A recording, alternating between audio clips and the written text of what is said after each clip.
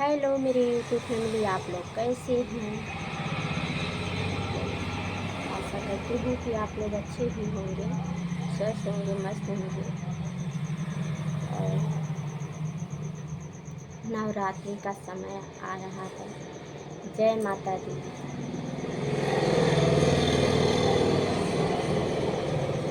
प्रणाम करती हूँ और मैं कुसुम यादव आप लोग के बीच एक पचरा गीत लेकर आ रही हूँ। लाइक, कमेंट, शेयर, सब्सक्राइब जरूर करें। जो लोग न्यू हों तो सब्सक्राइब जरूर करें। केथुआ कै पोतना, केथु कै पोतना, हरि हो केथु से पोतिना, हो केथु से पोतिना। काली मैया के चौरवा हो केथु से पोतिना, काली मैया के चौरवा हो केथु से पोतिना। सोने की पोतना हरि रूपे लागल पोतना, हो दूधे से पोतिना। सोने की पोतना हरि रूपे लागल पोतना, हो दूधे से पोतिना। काली मैया के चौरवा हो दूधे से पोतिना। केथुआ के पोतना, केथु के पोतना, हरि हो केथु से पोतिना, हो केथु से पोतिना। डीहा बाबा के चौरवा हो केथु से पोतिना। सोने की पोतना हरि रूपे लागल पोतना, हो दूधे से पोतिना, हो दूधे से पोतिना। डीहा बाबा के चौरवा हो दूधे से पोतिना। सोने की पोतना हरि रूपे लागल पोतना, हो दूधे से पोतिना, हो दूधे से पोतिना। डीहा बाबा के चौरवा हो दूधे से पोतिना। केथुआ के पोतना, केथु के पोतना, हरि हो केथु से पोतिना, हो केथु से पोतिना। दुर्गा मैया के चौरवा हो केथु से पोतिना, दुर्गा मैया के चौरवा हो केथु से पोतिना।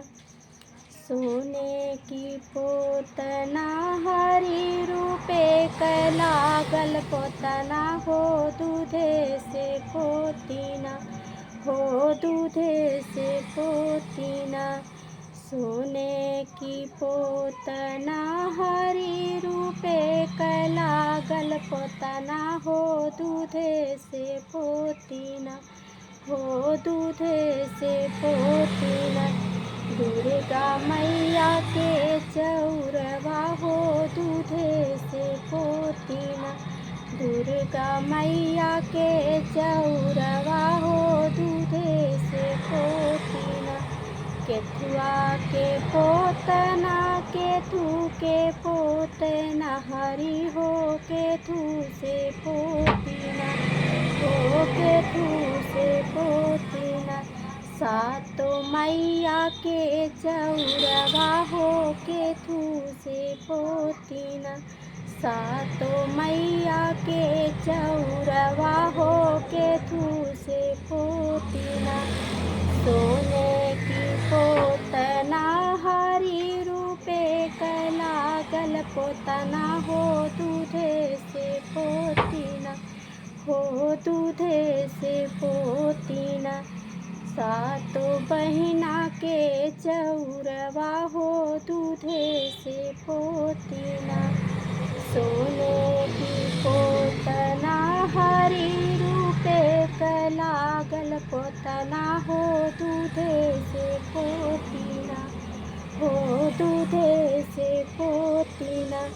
सातो बहिना के चौरवा हो दूधे से पोतीना। सातो बहिना के चौरवा हो दूधे से पोतीना। केथुआ के पोतना केथु के पोतना हरि हो केथुआ पोतीना। हो केथु से पोतीना। शंकर बाबा के चौरवा हो केथु से पोतीना। शंकर बाबा के चौरवा हो केथु से पोतीना। भोलेनाथ के चौरवा हो केथु से पोतीना। सोनवा के पोतना हरि रूपे लागल पोतना हो दूधे से पोतीना। हो दूधे से पोतीना। भोलेनाथ के चौरवा हो दूधे से पोतीना। केथुआ के पोतना केथु के पोतना हरि हो केथु से पोतीना। हो केथु से पोतीना। बजरंग बली के चौरवा हो केथु से पोतीना। बजरंग बली के चौरवा हो केथु से पोतीना। सोने की पोतना हरि रूपे लागल पोतना हो दूधे से पोतीना। हो दूधे से पोतीना। सोने की पोतना हरि रूपे लागल पोतना हो दूधे से पोतीना। हनुमान स्वामी के चौरवा हो दूधे से पोतीना। बजरंग बली के चौरवा हो दूधे से पोतीना। केथुआ के पोतना केथु के पोतना हरि हो केथु से पोतीना। हो केथु से पोतीना। शीतला मैया के चौरवा हो केथु से पोतीना। शीतला मैया के चौरवा हो केथु से पोतीना। सोने की पोतना हरि रूपे लागल पोतना हो दूधे से पोतीना। हो दूधे से पोतीना। शीतला मैया के चौरवा हो दूधे से पोतीना। सोने की पोतना हरि रूपे लागल पोतना हो दूधे से पोतीना। हो दूधे से पोतीना। शीतला मैया के चौरवा हो दूधे से पोतीना। केथुआ के पोतना केथु के पोतना हरि हो केथु से पोतीना। हो केथु से पोतीना। विंध्याचल माई के चौरवा हो केथु से पोतीना। विंध्याचल माई के चौरवा हो केथु से पोतीना। सोने की पोतना हरि रूपे लागल पोतना हो दूधे से पोतीना। हो दूधे से पोतीना। विंध्याचल मैया के चौरवा हो दूधे से पोतीना। विंध्याचल मैया के चौरवा हो दूधे से पोतीना। केथुआ के पोतना केथु के पोतना हरि हो केथु से पोतीना।